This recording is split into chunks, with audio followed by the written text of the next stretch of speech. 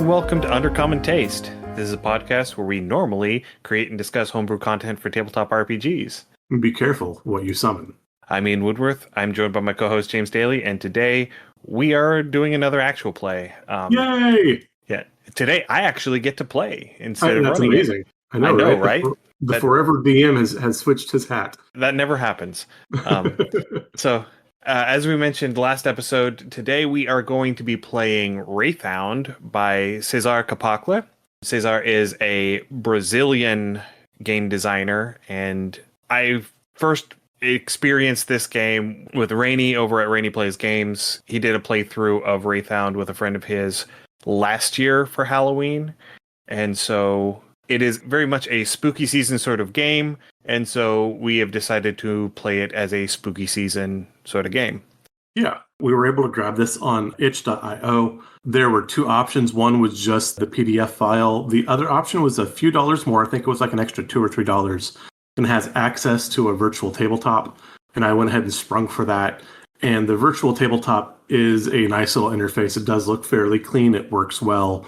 I do like that. Within the book itself, or the PDF itself, there is some art that is almost reminiscent of the Stories to Tell in the Dark books from the 90s that I kind of remember. So it's not quite as stringy with the art, but it does have that feel to it. So the art is definitely interesting. Yeah, it's very evocative. It's all black and red, and it just fits the vibe very well. I'm not describing it well. I don't do art direction, in case you haven't figured that out yet. But I like the art. It's very evocative of the themes that we're getting into in this game. Speaking of the themes in this game, James, do you want to describe what the themes of this game are? Yeah, so again, there is some like, there's some curse, there's obviously horror. So at the beginning of the book, there is some content warning. And again, depending on what you want to read and what you want to do, there is some body horror that could be possible. Obviously, some graphic detail that can pop up. And so generally, as we say, a zero session is always a great idea. So you get your people at the table, or for yourself, hey, I want to deal with this. I don't want to deal with this. These are my limits. These are my hard veils where I don't want to see them, or soft veils if they happen not directly in front of me but are hinted at. That can be okay. Again, you don't want to squick your players out. You don't want to traumatize your players by any stretch. So again, that zero session is generally a solid idea. Yeah. Now, James and I have been playing together for a very long time. We've been doing the podcast together for 5 years now. I feel like we have enough trust between us that I am okay with us just sort of glossing over, just keeping the general, don't be a douche. Fair. And if we hit a point where either one of us are bothered by how the story is going, we will have a stop. We will have a rewind. I will edit that part out. Yeah. To streamline the listening experience. Absolutely. But I think we have played together long enough that we communicate well enough that we can trust one another on that, I think. Yeah. And again, our general hard lines, violence against children is generally out. Sexual assault's generally out.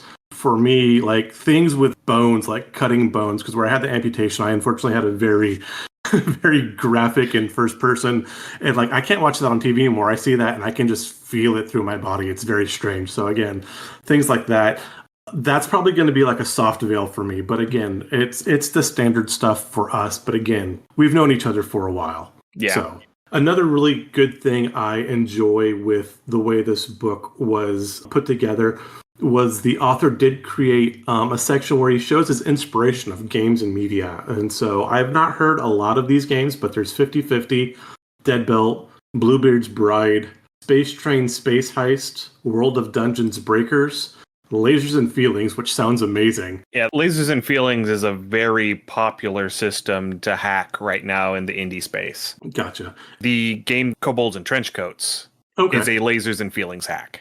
Oh, excellent. Okay. And then he also has media and touchstones. And so Ghostbusters, The Witcher, Blade, Constantine, and Beetlejuice. So again, you are going to have a bit of that delve into the occult and that general weirdness. Kind of that Tim Burton-esque goth feel, really.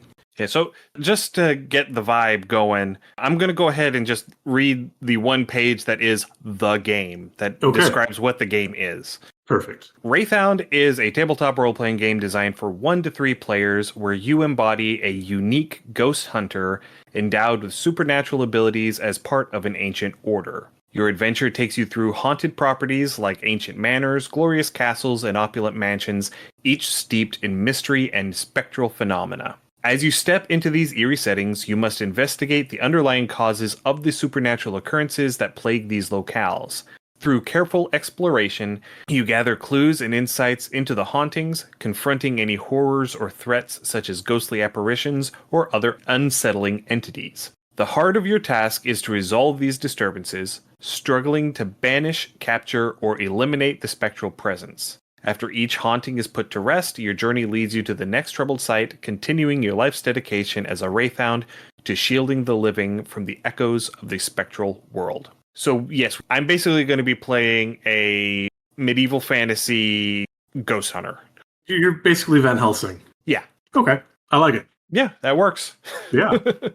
So again, we have your first character generation, and so this game runs by the locations are set up by a division of playing cards. You divide your cards into piles. You have the red colors and the black colors. The red colors are going to be your locations. Your curios, there's going to be 2 of those per section, and then 1 black card. It's either going to be a club or a spade, which is either a terror or a horror. And that's generally going to be the threat in the room. You have 3 quote, quote, rooms per level. You have 3 levels and then the final boss of the encounter. Starting through, though, all of the die rolls are a 2d6 system. It's a 6-6 system. And we're going to go ahead and start with creating your name, which is going to be 3 separate 2d6s. So let's go ahead and find our character name. All right. So first roll is 3-6. So I can take first name Silas, last name Glumai, or epithet the Golden. And I'm 100% taking Silas. Okay, fair. That's a strong name. I like it. Yeah, Silas has been a recurring character name for recurring villains and such, and recurring characters in short stories that I've written for years. Oh, okay. And always the ones that are kind of spoopy. So yeah, we are definitely going with Silas. This might be the corruption of Silas. I like it. Yeah. All right. Next up is 1-4. So we have the last name Elder Moss or the epithet The Song. I don't know, man. I know which direction I'm leaning, but this is absolutely your character, so I'm going to leave this place to you. I'm going to gamble on the epithet. I'm going to take Elder Moss. Okay, yeah. I was thinking we have a mutual friend song, and so and Silas Eldermoss. That's like a good elven name. You know, that's a great. I like that one. Yeah, it has a good feel to it. Silas Eldermoss. Yeah, it definitely has that connection to deep nature feel to it. All right, and then we have next is 4-3, The Shield. Okay, I can get behind that. All right, we got your paladin feel going for you. We're going to build a blackguard. Oath of Ancients. Oath of Ancients, okay. I like it. Yeah, this fits my vibe a lot because I routinely play tanky characters. I like that. My World of Warcraft main for 14 years now has been a protection paladin, and that's just how I like to play my game. So yeah, I like getting in the way and making sure that the bad thing focuses on me so all of my friends can kick its ass. Yeah. Unfortunately, I don't have any friends with me today, so I'll have to do all the ass kicking myself. Well, again, this might be the corruption of Silas. We don't know. That is possible, yeah. So the second thing we need to roll on is number 2, your drive. As a Wraithound, you had no choice in joining the Order. But that doesn't mean you lack a personal agenda. Roll on this table to discover what drives you to keep fighting, revealing the true motive behind your actions. All right. So we got 5-3 to settle a personal score with a malevolent spirit. This tracks. That works for me. Yeah, this absolutely tracks for Ian. All right. Do you want to try to build that up any more from your character, or just want to leave it as that? Let's get a couple more things and see Okay. how we can weave everything together. Okay, so we'll build our personal story through the game, maybe through like a series of flashbacks or inspirations, or okay, I like that. And because next role is going to be the talent, and the talent is going to inform, my connection to this malevolent spirit, and Yes. why I'm holding this grudge. Yeah, so 3 is your talent. Well, every Wraithound expresses their supernatural powers in a particular way. With a blend of innate and acquired skills, you are a versatile hunter. However, one talent sets you apart. Roll on this table to discover how your unique talent manifests, which may hint at the origin of your powers and the nature of your training in the order. All right, we've got double 6s. Ooh. Leveraging ancient lore to dominate mystical confrontations. Nice. Now, see, that would be something one of my characters would have rolled. But yeah, again, too, kind of bookish, kind of maybe you found like on a book of the occult. Maybe you had like a family history or a family secret you've kept. And again, we can definitely work with this and build on this as we continue. Yeah, so we have some sort of ancient lore that, okay. Yeah, I think this acquisition of lore is going to be tied to the initial actions of this malevolent spirit, which is why I'm holding the grudge. Okay. Perhaps they possessed somebody in my past and I was unable to exorcise them. And so I lost this person that I cared about. And so I went down the rabbit hole hunting for different ways to manipulate and control spirits and spiritual energy. And I have since discovered all of the probably not very nice rituals and such to cast out and bind and otherwise dispel malevolent spirits. So what Ian is saying is spite is a superpower. Spite has always been a superpower. Absolutely. I love it. I mean, have you read Spawn? Yes, I love. Oh God, I love those comics. Those are such amazing comics. Now your style or your drip. As a Wraithound, your present is distinctive as your abilities. Your style sets you apart in the shadows. Roll on the following table to determine your attire, hair, and eyes. Adjust these descriptions as needed to fully capture your character's essence. So for your attire, make a roll. My attire. All right, 5'2". Hooded overcoat with dragon scale motif. Nice, and again, that kind of fits that paladin look. I kind of like it. Roll for your hair. For my hair, 4'3". Salt and pepper. Okay. Yeah, that fits my mental image of what Silas has looked like in the past. So okay, so maybe that like close-cropped kind of military look. Yeah, sort of. A little taller on the top. Okay. It's more of a short on the sides, that close clip on the sides, and then just short on the top. Okay, so like a Marine high and tight. Not longer than that. Okay. This is definitely not a modern military compliant haircut. Okay, it is longer than that. Okay. Yeah. And, all right. And next, the roll for your eyes. 2-1. Glowing amber eyes. Ooh, okay. Nice. Okay. Again, you've been touched by the supernatural, and it shows through. Yeah, this is a direct result of my meddling in this ancient lore. Yes. Possibly even I am a vessel for another spiritual entity. Ooh, like I have a rider, tagging along with me that is able to help me manipulate these energies and maybe helping me be able to see spiritual energies more easily, things like that. Okay. And then now your trinket. As part of your training as a Wraithound, the Order has bestowed upon you a peculiar object. Its function remains a mystery, but they hinted that it could aid you in your mission. It is up to you to uncover its purpose and understand how it connects to the supernatural world. Okay. 4-5.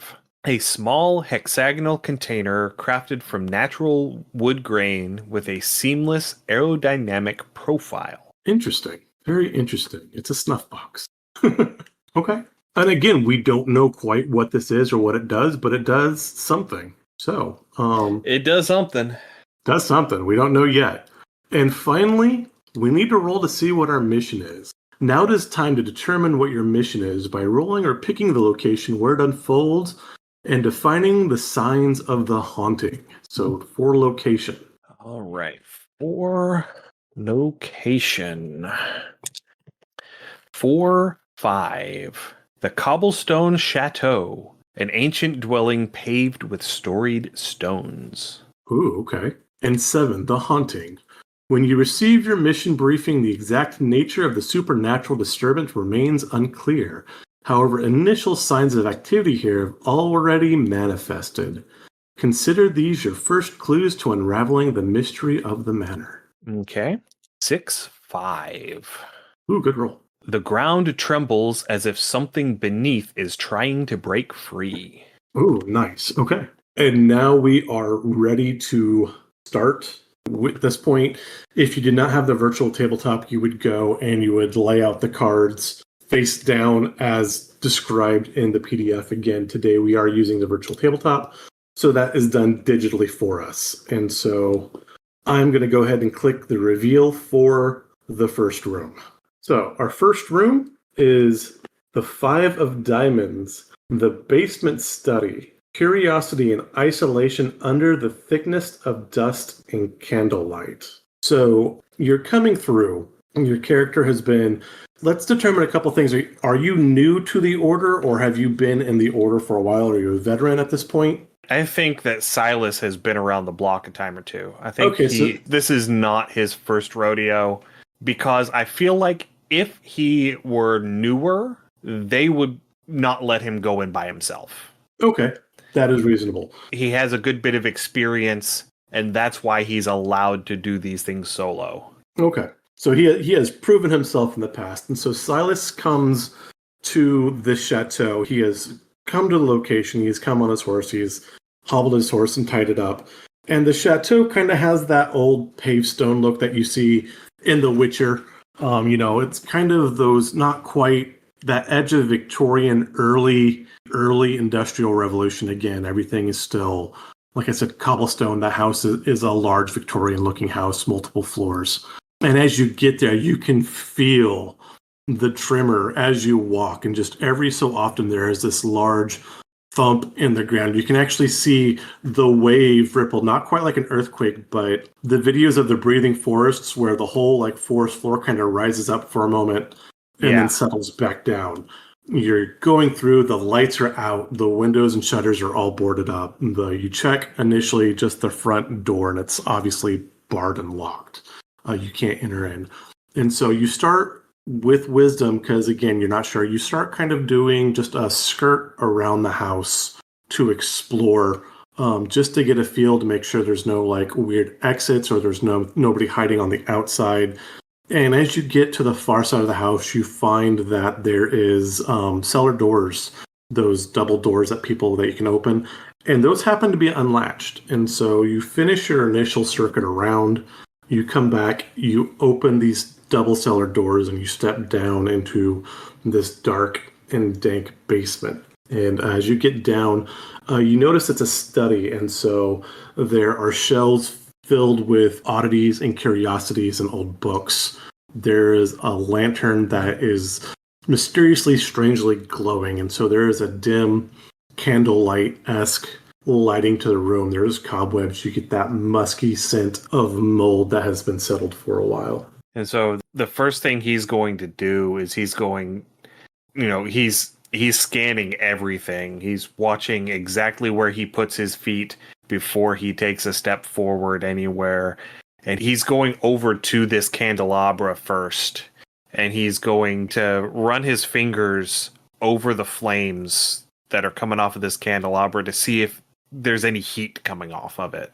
Okay, so you go to the candelabra, and as you run your hands over it, it is cold as everything else in the room. There is no heat, and so this light is coming from some non-physical source, or at least some non-physical source that you've not yet encountered. It seems to be very unusual. Right. And so I'm relying heavily on these glowing amber eyes, this spectral sight that my tag-along spirit that we are talking about here, that the spirit that's riding along with me is helping me visualize what's going on down here in this cold and dark room to try and discern what sort of things I'm going to be finding down here.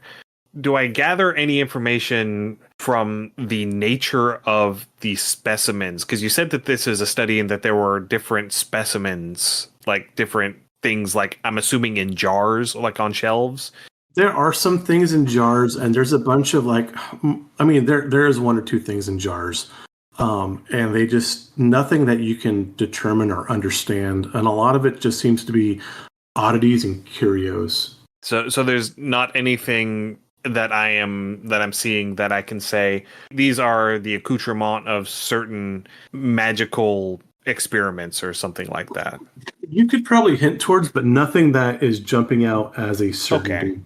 So now we have our curiosity. So as you are exploring this further, you're coming through and you go and you're checking these strange jars and vessels, and you're trying to determine what they are, if they're just like maybe some biological sample or if they've been used in some sort of occultic magic.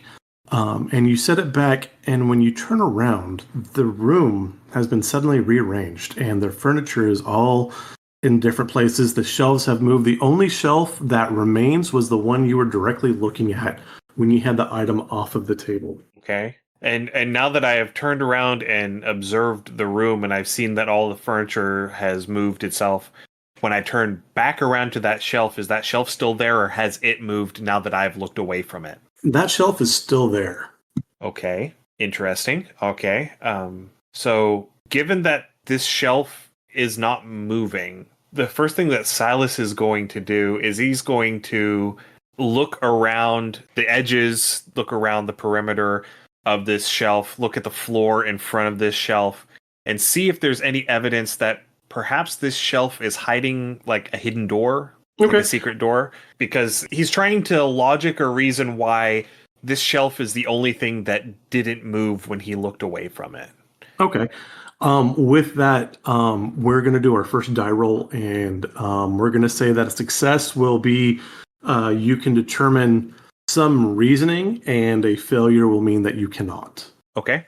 So the way that this works is you have your 2d6, you have one that is the challenge die and one that is your die, and you have to roll, is it meets it beats it, or do you have to roll higher than the challenge die? You have to roll higher, with a tie being determined by the DM, but generally some sort of other conflicting, like there's special things that happen on ties. So yeah.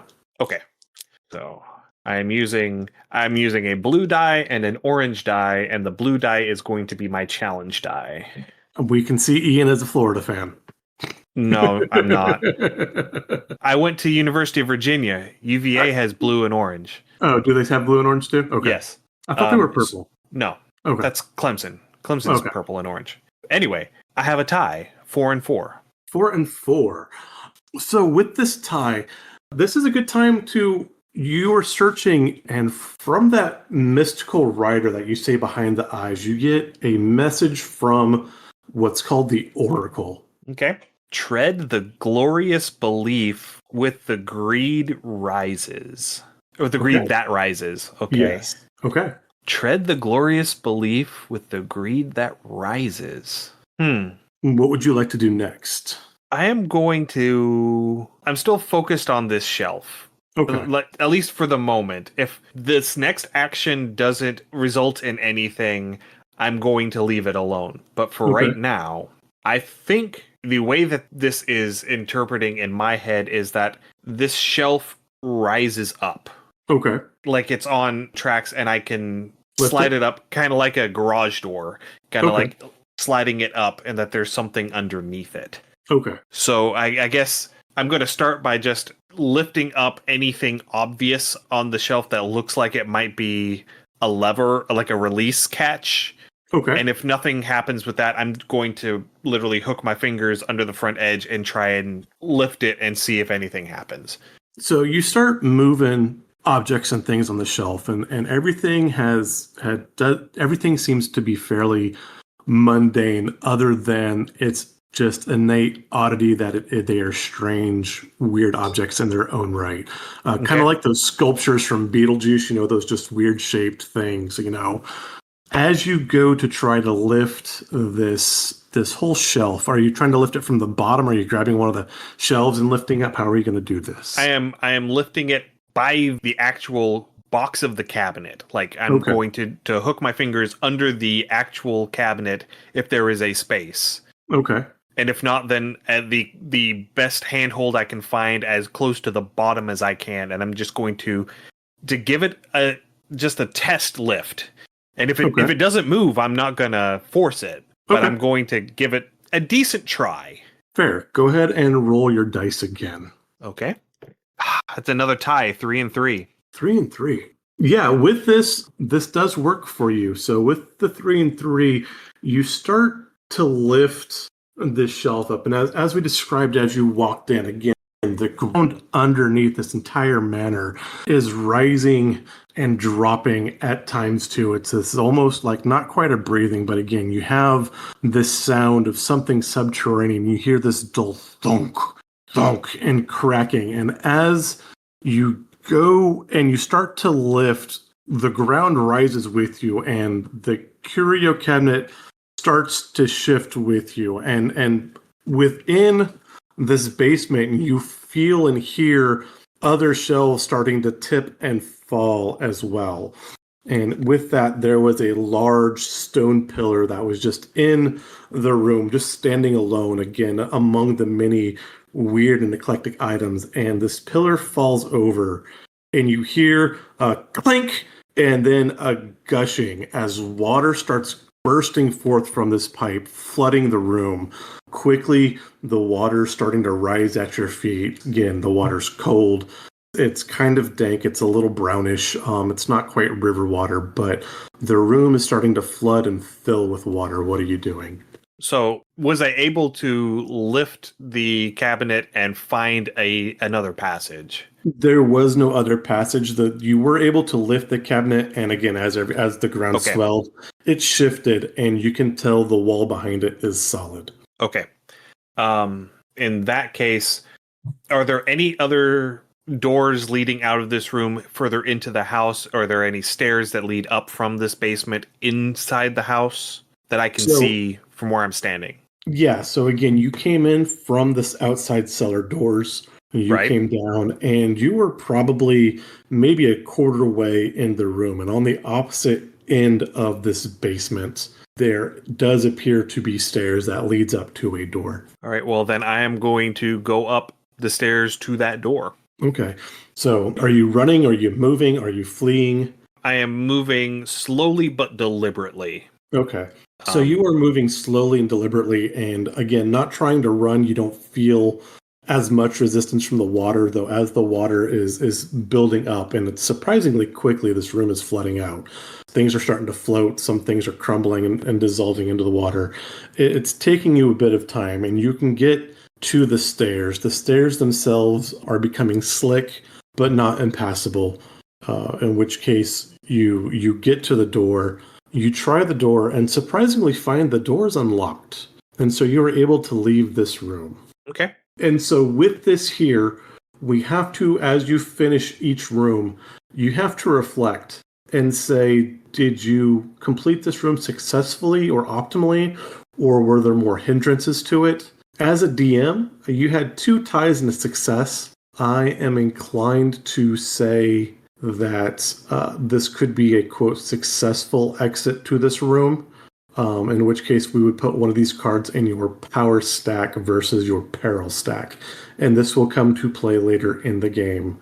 Would you agree, or would you want to say something different? I would say that he successfully made it through the room. I wouldn't say that he didn't find anything useful. He didn't find any clues or anything that would really play into, identifying what the threat is. Okay. So for you, would you put this card in your power or your peril stack? I mean, as much as I would want it to be in my power stack, I think it goes into the peril stack because I don't think that if there was something there that would help him, he didn't find it. Okay, fair. Then we will put this room into the peril stack. So now we reveal, so you continue to explore the manor, and your next room is you come up, you leave the basement. The basement opens up into a short hallway, and you find yourself in a dining room. And this dining room is opulent. It kind of reminds me of the dining room, the ballroom in Medivh's castle. Okay. And so again, it looks like it's been set for a large party and guests, and so the tables are there, the crystal glass is out, the silver is out, the fine china is out. Again, lighting, there are silk drapes, there are silk tablecloths. The chairs are all pushed back from the table, some are knocked down. Again, the house is largely still darkened. There's an eerie music, some sort of string orchestra that you can't see. The music is somehow being piped and fed into the room. Okay. Are there any place settings left on the table, or is the table empty? No, there are plenty of place settings on the table. It looks like maybe things left mid-meal, perhaps, or that things were going. So I mean, some plates do have still. The food's not even rotted, though. It has that kind of that stiffness of age, I'll say. Like, if not like a skin, like if you leave meat out, it's not rotten, but it's been cooked, so it's tough. It's dried out. The food is dried out. Okay. Starting to desiccate. So we're looking at like it's been sitting here for a couple hours? Or longer. If it's been very dry, it's been sitting out for a time. You can't really determine how long, but again, there were guests at some point, but now they are gone. Okay. Is there anything in particular, other than the toppled chairs and the half-finished plates of food, is there anything else that is especially notably out of place here? Like, he's going to look under the table. He's going to see if there's anything under the table, like on the floor, on the underside of the table, of the physical tabletop itself, things of that nature. Okay. So you're going through and you look, and there is nothing particular under the tables, though you do notice that there are portraits, and the portraits of the people, you don't know if they are family members or just known people or just famous pictures, but the eyes of the portraits tend to track and follow you. Okay. So Silas is going to come up to the one that is closest to him and give it a good once over with his spectral eyes and see if this is an artist's trick, because he does know that there are some artists that can paint in such a way that it looks like the eyes follow you. Okay. Or if this is actually some sort of supernatural effect. Okay. Go ahead and roll for that. Okay. Ooh, that is a failure. That is a 5 and a 1. Again, you sit there and you're looking, and the painting itself just really, it's eerie enough in your experience with the previous room, and your socks and shoes are wet, your pant legs are wet. It's distracting enough, and the music is offsetting enough, just like discord enough that you can't really focus. And you feel these eyes gazing upon you. There is a feel of malevolence there in the room that is growing, but you cannot quite determine anything from this particular photo or portrait. Okay. Are there any plates or dishes or cups or anything that have been spilled onto the floor, or are they all still up on the table? There are some that have been knocked over, and as you are gazing and trying to examine this portrait, you do hear the clinking of china and silverware. Not being used, but you do hear them moving and being hit together. All right. Does it feel like the shifting of the earth is causing them to slide on the table? Is that the vibe that I'm getting? It could be, but you are not certain because you are facing away.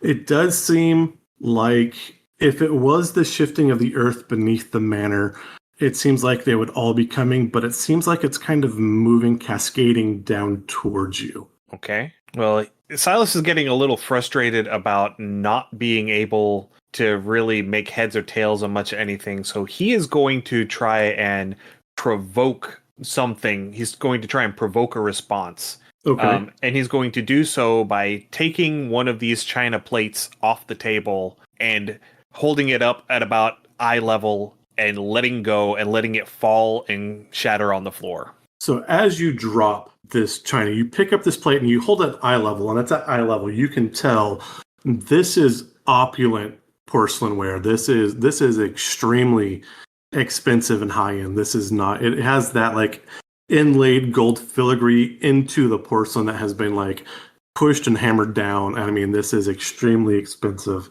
All the better to provoke a response. Exactly. And as it shatters from the corner of your eye, you see this silvery, energetic, it's almost like the shimmer of ice in the mirage of air. And it wraps itself around your legs and starts coiling up towards your wrist, starting to pin you down and constrict you. You look up and you see the head of the spectral serpent just hissing in your face. Okay, well, I guess this is going to be me attempting to leverage my ancient lore to dominate mystical confrontations. Okay, this will definitely be a roll. Absolutely. All right. Oh, and that is a success. That is a 6 over a 4. Oh, nice. Okay, yeah. So what kind of lore are you going to use on this serpent? So because Silas has this benevolent spirit that's riding shotgun in his head, his abilities are such that he can physically interact with spiritual manifestations. Okay. And so most spirits are not really ready for that. I mean, a lot of them, especially sort of the poltergeist style ones, can interact with objects. And he logically saying this spirit is probably not interacting with my physicality. It's probably interacting with the clothing that I'm wearing. It is causing the objects that I'm wearing to constrict against me. Okay. And so what he does is he just reaches out with one hand and he grabs this spectral snake like just below the head and he just starts to squeeze. Okay. So yeah, so you sit there and you get the snake in this quintessential chokehold and you're sitting there and you are struggling, and yeah, the snake is a spectral ambush predator, for lack of a better term, and the fact that its prey has quickly turned the tables on it. It starts to thrash and unravel itself around you, and it unravels itself from around your leg, and next thing you know, its tail comes up and tries to wrap itself around your arm to kind of push back, but you're able to hold on to this spectral snake's head. Are you going to let it flee, or are you going to try to dispatch it? Do I get the sense that I can get any information from this spirit? Does it seem intelligent enough for me to interrogate? Probably not. This seems very animalistic, and it definitely seems to be a response to you breaking the expensive items. Then I'm absolutely dispatching it. Okay. Go ahead and roll that one again. Okay. That is another success, 5 over 1. Yeah, so again, you hold this thing down, and where are you keeping your trinket at? I am keeping it.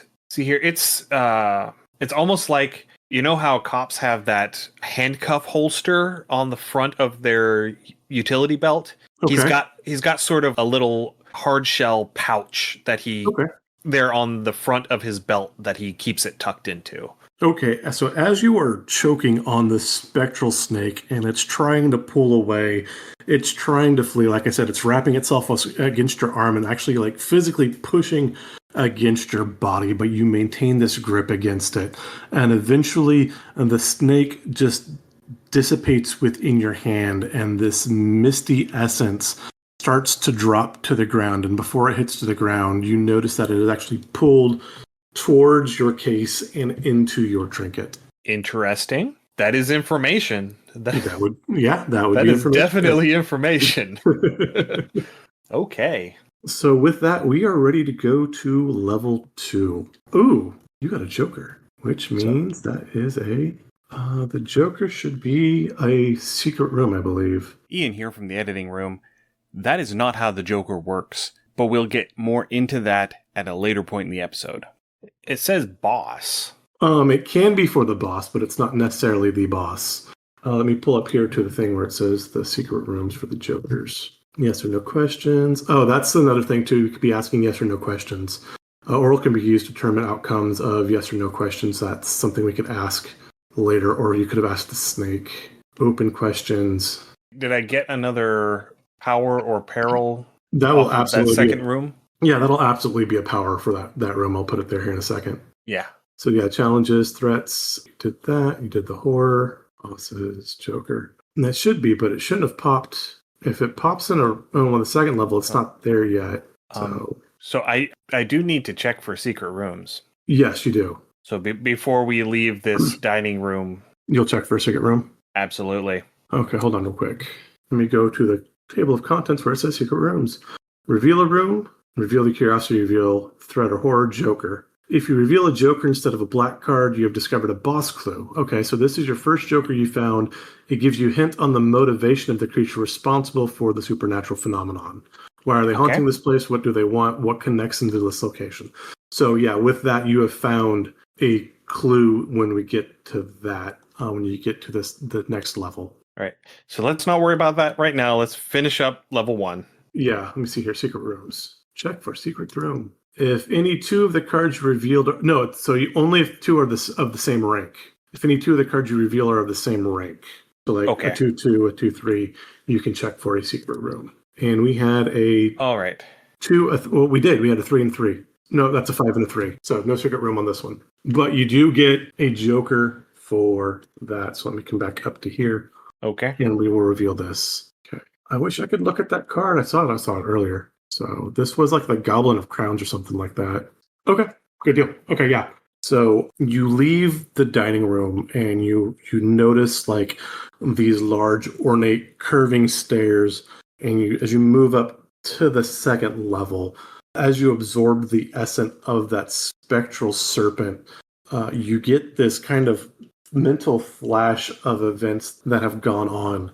And you know that the family of the estate had made a deal with a trickster spirit. And they had granted basically ownership of the land in exchange for financial gain and money. And so this family has done very, very well over time. But the end of this contract is starting to come up.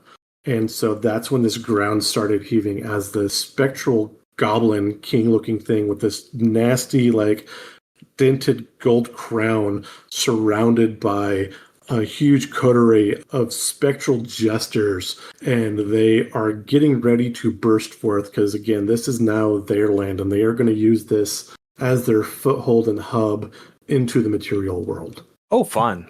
Oh, yeah.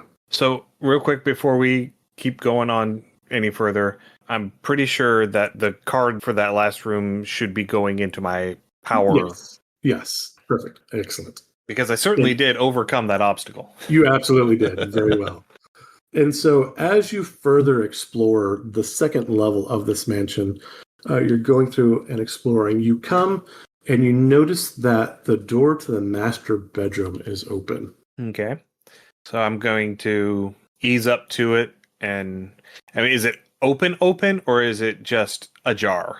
It's like half open. All right. So I'm going to ease up on the hinge side, and I'm going to use the toe of my boot to push it the rest of the way open. Okay. I need that. And so, yeah, again, you open it up, and it is the master bedroom. It is, again, as opulent as the rest of the house. It's very much like Hearst Castle or the Winchester estate. And again, you've got this large oak and wood canopy bed. You've got quilts of fine linen and silk. You have mirrors. You have more family portraits. You've got pearls and beads and gems hanging from the wall. You have, ornate gold set candelabras, silver ewers where water or wine would be held. Again, this room is extremely opulent. And in each of the four corners of the room, there is a bust of a statue of a person that you assume are maybe family members or ancestors of some sort. Okay. Are they looking at the bed? Yes, they are all kind of all four looking towards the bed / the center of the room. They are all kind of in the corners and faced towards a central point. Well, that's creepy as fuck. A little bit. So you mentioned that there was a mirror in this room. Yes. So the first thing that Silas is going to do is he is going to walk up to where he can see the reflection in the mirror, and he's going to observe the room through its reflection. Okay. So you turn and you are observing the room through the reflection. And the mirror is opposite the foot of the bed, if that makes sense. So you can see the bed and the back half of the room through the mirror. And what you notice is the statues that you see in the mirror are now moving forward, slowly but steadily. As in moving towards the center of the bed or moving towards me? Moving towards you. All right. I am going to look away from the mirror and see, are the physical statues, are the physical busts that are sitting in the corner of the room actually physically moving, or is it just, are they just moving in the reflection? So as you turn, you notice those statues have physically moved. Okay. You also hear the sound of a weight being pushed across the floor as you stare at those two statues. All right. I think the first thing that Silas is going to do is he's going to close the distance to the closest statue. Okay. And he's going to attempt to topple it over onto the floor. Okay. So at this point where you... okay. You have two statues that are equidistant to you on your right-hand side and your left-hand side. I'm going to say probably the one closest to the door that I came in through. Okay, so yeah, that'd be the one on your right-hand side. So you turn to face the statue on your right-hand side, and as you turn, that statue is not moving, but it has moved from its original location. And as soon as you place your hand upon the statue to tilt it over, give me a roll. I was waiting for it. That's a tie, 4 and 4. 4 and 4. What was 4 and 4 last time? I'll go with this one because I kind of want to know what I want to do with it. 4 and 4. Ooh, there is a cost or a tough choice or a complication. So yes, this is perfect. So you sit there and you grab this statue, and one, it is significantly heavy, and you see this face that kind of starts to shimmer off, and it blinks to your mind, and you get the idea of some of the rituals and some of the opulence that had been happening at this manor while this particular progenitor was the head of the estate. With this and the people that you see him working and conniving with, you recognize some old family members that are involved in this as well. Maybe like a great uncle or a grandparent. So a couple generations back that were also here and bargaining with this spirit that's under the manor for success. So it wasn't just this family alone that made a bargain with this spirit that is trying to lurch up from the bottom of this manor, but multiple families. And apparently some of your ancestors were involved as well. Okay. I mean, that tracks. Yeah. And so as you're going and you're moving, you get this, a couple moments have passed in that flash.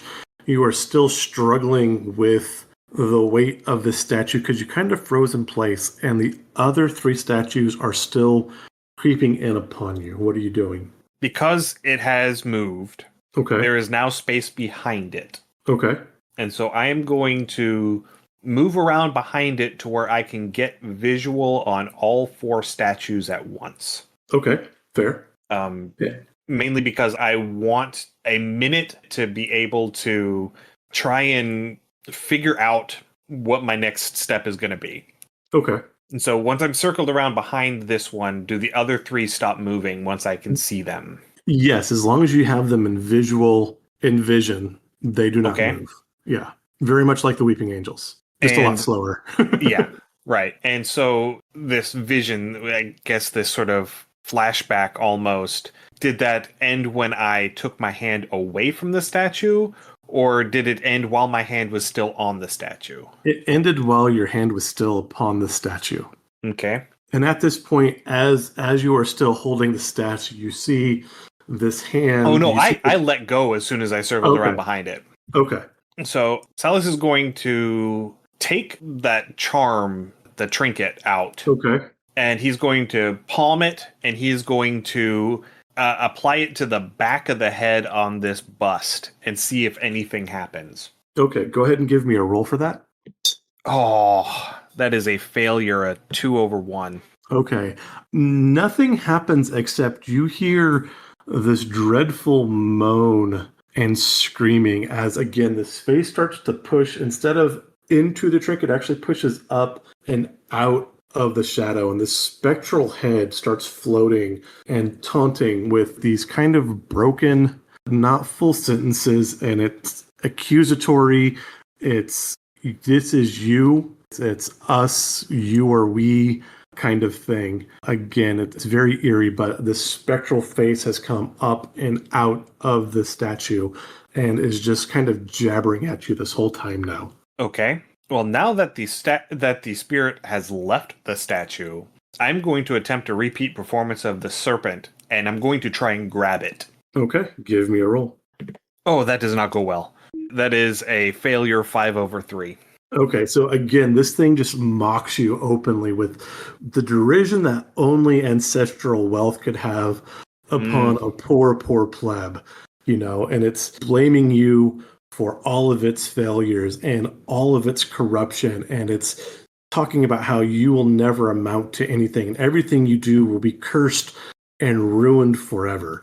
Again, you cannot get away from this thing. It is going to linger with you and haunt you for some time, actually, at this point. Okay.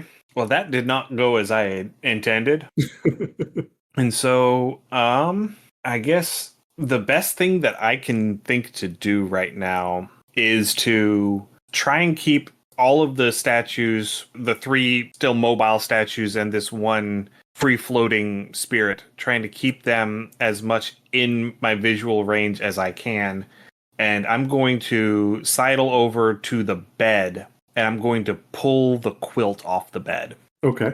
You yank the quilt off the bed. It is a standard quilt. Is there anything under it in the bed? No. Okay. So the next thing I'm going to do is I am going to toss this quilt over one of the 3 other busts, one of the ones that I haven't been interacting with. Okay. Whichever one of them is closest. I'm assuming that you were keeping all 3 in sight while you... Yes.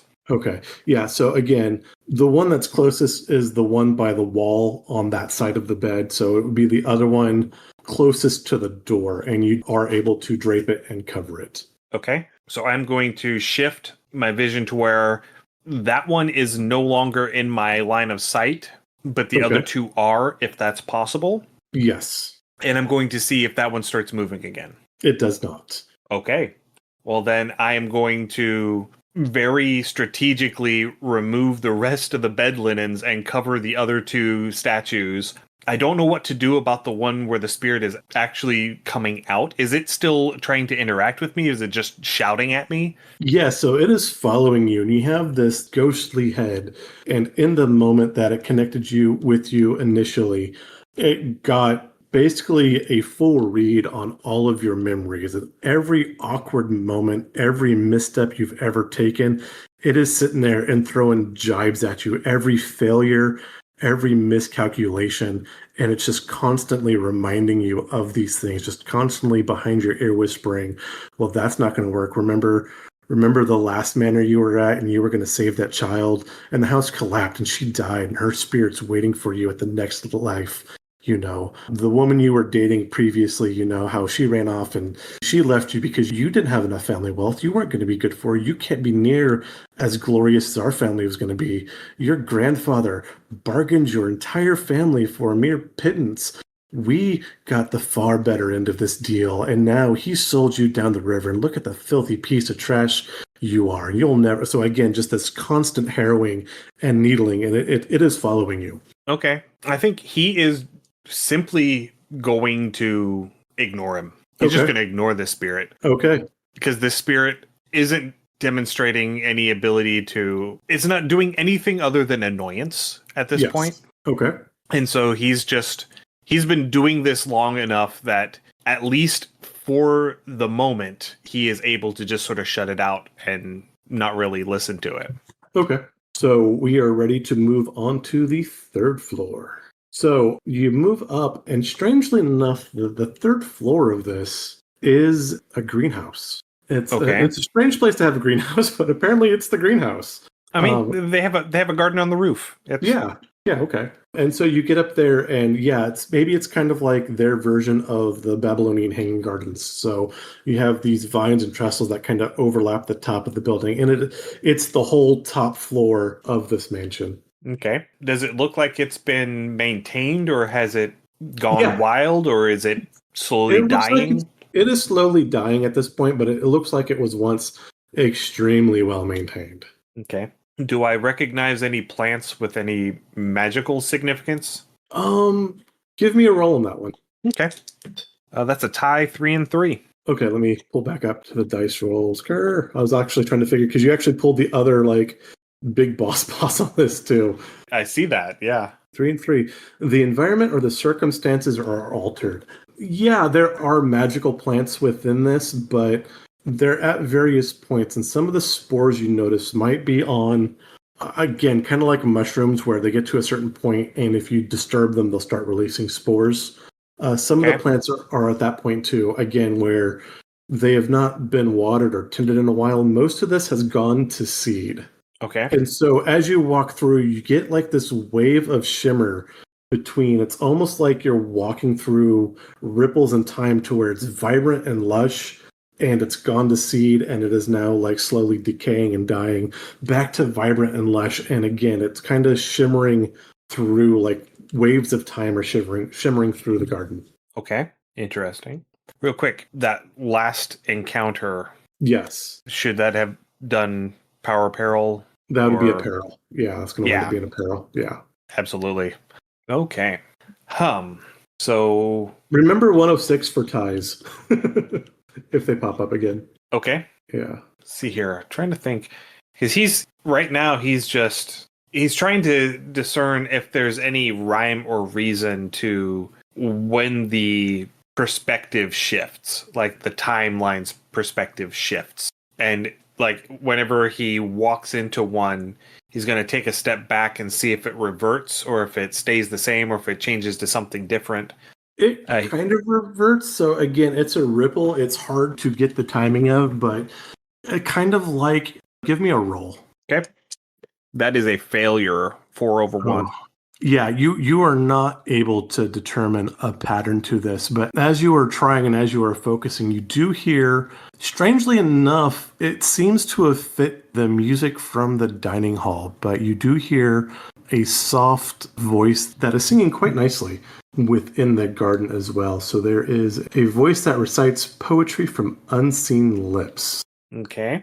Well, am I still being harangued by this? Yes.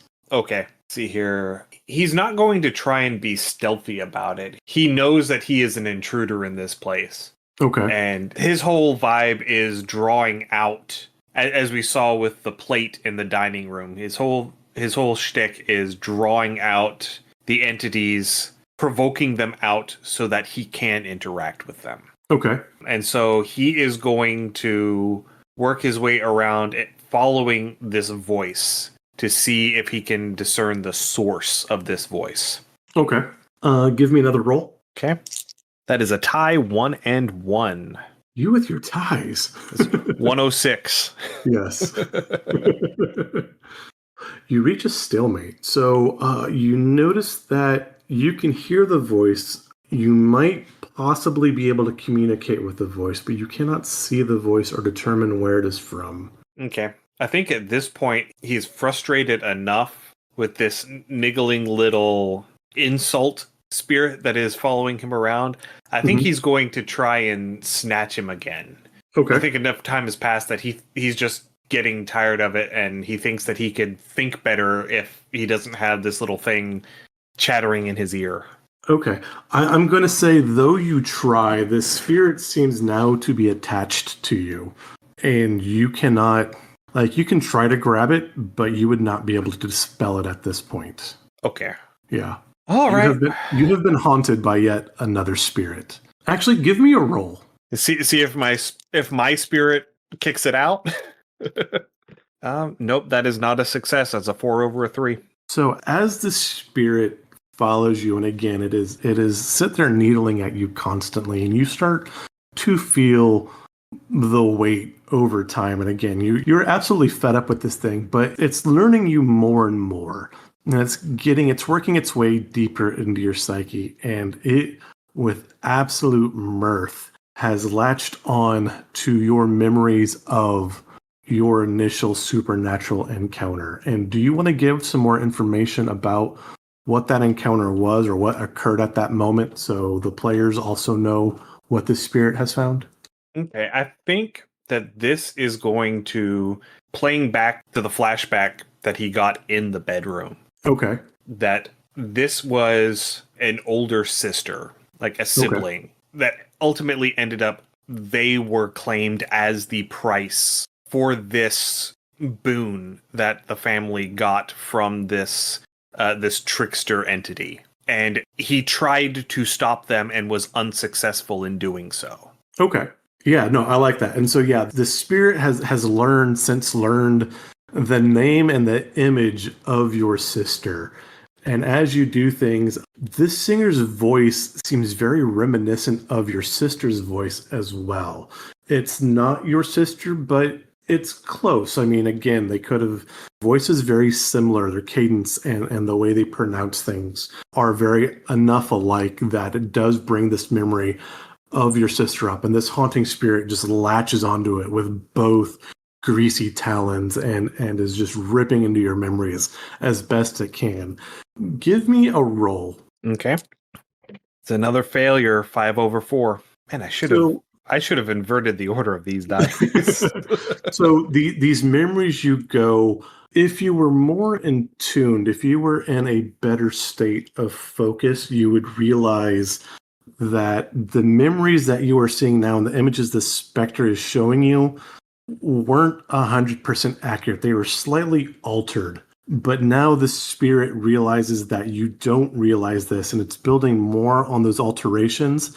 And those altered memories are actually becoming your memories. And so in this case, it's actually changing your memory and perceptions of the past, making your failures that much greater and your grief on the events that much worse. And you start to blame yourself more and more for these events that happened. Okay. Yeah, that tracks. Yeah. Yeah.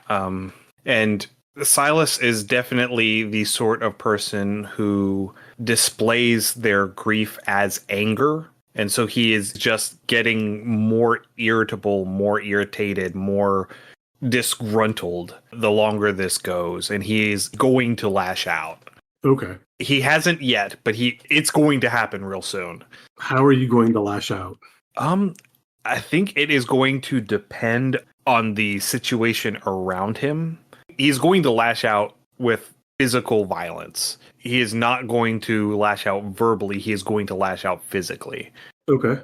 And the fact that he couldn't get a grip on this spirit that is now haranguing him is only driving him more and more to the desire to just break things. Okay. Give me a moment here. So I got to figure out how this boss fight is supposed to work, because we are at the boss fight. Now to face the boss, the main cause of the haunting, you will roll your actions as usual. However, the power peril will come to play, with each representing your accumulated resource and challenges respectively. To triumph over the boss, your goal is to deplete its peril pile, which fuels the boss strengths down to 0 cards before your power pile, which sustains your own strength is exhausted. Each time you get a favorable result on your die roll, remove 1 card from the peril.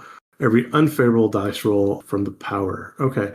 And so as Silas goes, and he is driven much like a post-story to the point of madness, and he just starts thrashing and just swinging and shattering stuff within this garden and uprooting plants and just kicking things and just completely driven to madness by frustration and grief and this feeling of powerlessness. You start to hear a choir of cackling laughter.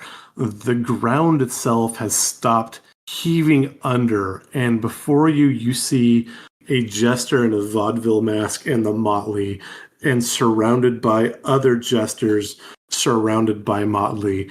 And he sits there and they are all in turn laughing. And this spectral head behind you is laughing. And at this point, the main jester pulls off the mask of one of the jesters around him. And it is the image of your sister. And she is also pointing and laughing at you. What are you doing? I am going to use my leveraging ancient lore to dominate mystical confrontations. Okay. He is past the point of subtlety, and he is going to go and he is going to try and grab this entity by the face and just face plant him into the ground. Okay. Go ahead and roll. He doesn't even stop to think about the fact that this probably isn't going to work. And it doesn't. That's a 5/2. Oh, okay. So again, as the stack went, you only had one card in your power pile. I did.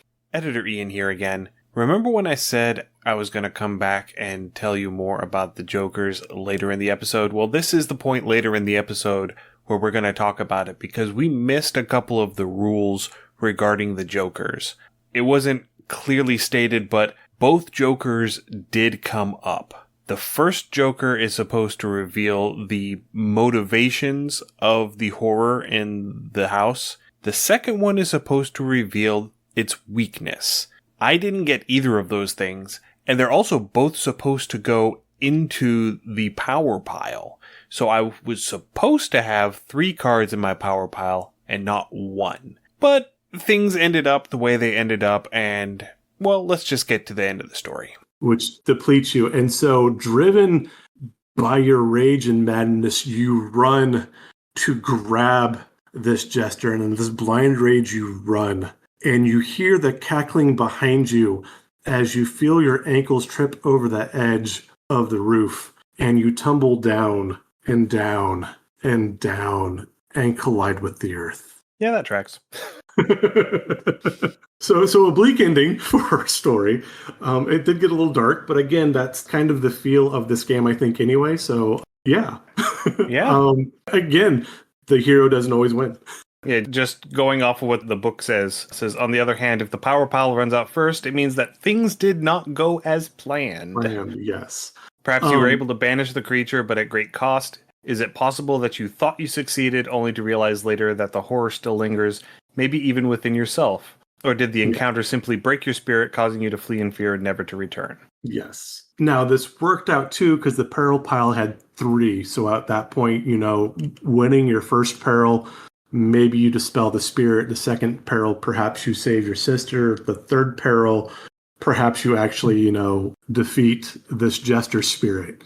But in this case, they fully won. And yes. I would I would play this again. This can be solo capable. The virtual tabletop does make this run a lot easier because you don't have to look up quite as much stuff with charts and things. Though I did have a couple hiccups with running it through the cards. But like I said, I would sit down and play this again. Absolutely. Yeah.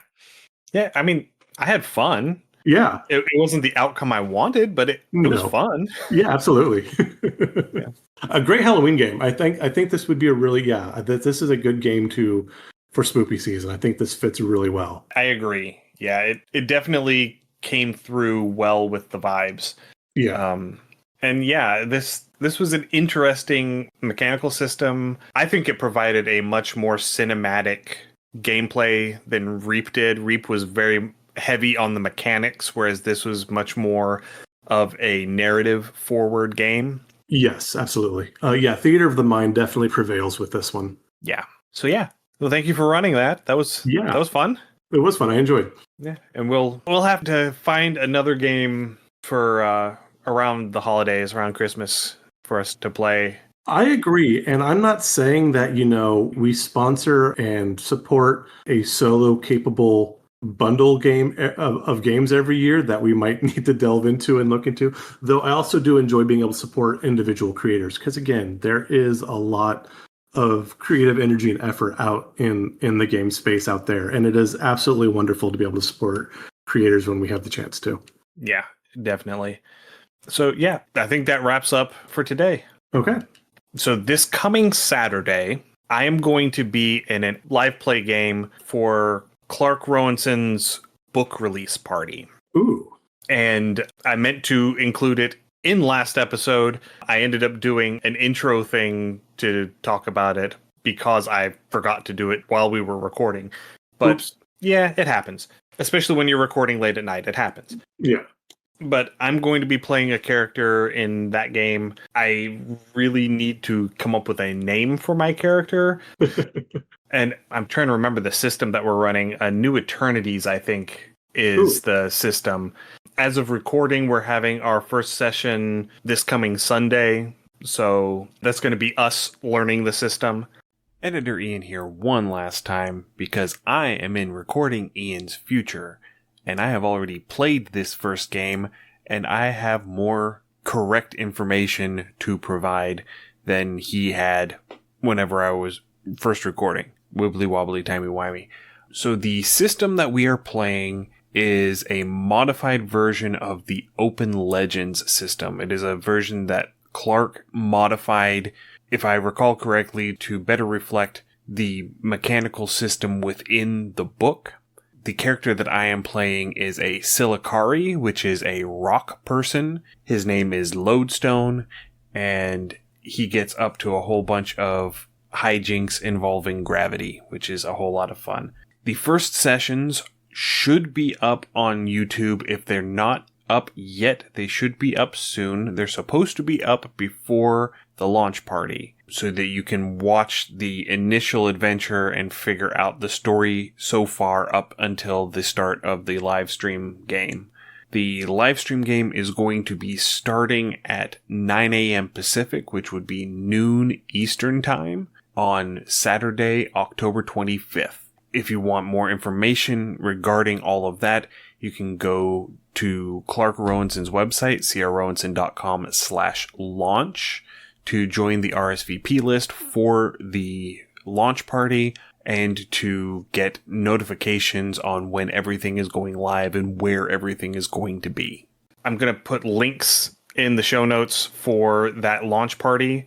So if you would come over and help support friend of the show, Clark Rowanson, as he's releasing his lit RPG book, Spawn Point, that we talked to him about a couple months ago. Nice. Now, with that out of the way, if you have any comments, suggestions, or ideas, please send us an email at undercommontaste@gmail.com or come join us on our Discord. You can find a link to the Discord as well as links to our Patreon, patreon.com/undercommontaste, and our itch store, undercommontaste.itch.io, through our website, undercommontaste.com. Also, if this is your first time listening to us, we're so very glad you found us. We hope you enjoyed our actual play. If you want to join our other episodes where we do more as in world building and lore and character building, you can find us on your podcatcher of choice. Just search Under Common Taste. You'll find us there. Also, you can join me on Tuesdays and Wednesdays on twitch.tv/undercommontaste. I am resuming our ventures into Darkest Dungeon and Neverwinter Nights. So stay safe, everyone, and we will see you again in 2 weeks when we talk about the rest of our Evil Plane Extraplanar Dragons. Happy gaming. Thanks for joining us for another episode of Under Common Taste. Our theme song is Massacre Anne, written and performed by Mary Kroll and used with permission. You can find Mary online at marykroll.bandcamp.com or on Patreon at patreon.com/Dr. Mary C. Kroll. Our logo is by David Sutherland. You can find more of David's work on deviantart.com/David Sutherland or on instagram.com/Willex_73. We'll be back in 2 weeks, so stay safe and we'll see you then.